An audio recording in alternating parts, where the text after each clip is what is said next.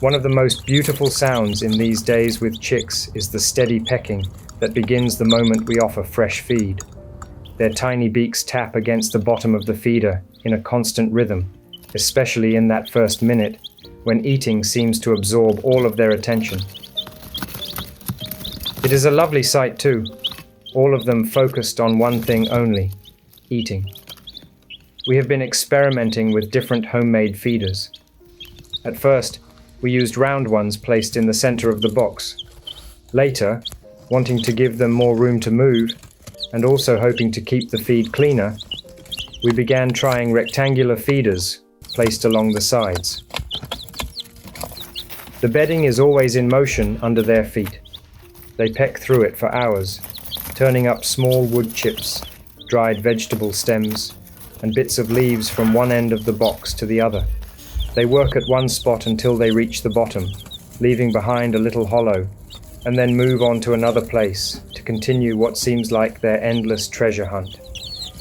Sometimes one chick would settle into that little hollow, appearing to enjoy that small extra space she had carved out for herself. That too is good to see. Their constant pecking, scratching, and searching is simply part of being chicks. One thing we have discovered is how social they are. They do not seem to want distance while eating. On the contrary, they like to squeeze together, nudge one another, edge into another chick's place, and eat shoulder to shoulder, as if companionship matters almost as much as the food itself. This morning, I placed inside the newest version of the feeder, made from spare materials in my garage, a long, sturdy rectangular strip fitted along one side of the cardboard box. It allows all 6 of them to stand side by side and eat comfortably at the same time. It seems to be working well. At one point, all of them were lined up there together, pecking steadily, side by side. The sight of that small row of intent little bodies and the soft, continuous sound of their beaks meeting the feed tray was deeply satisfying.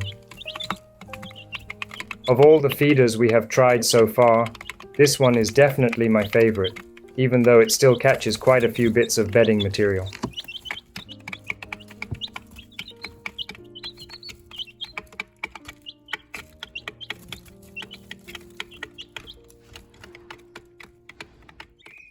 Thank you for watching. If this was helpful or inspiring, please give it a like, share, subscribe, and tell me what you're growing in the comments. See you next time in the garden.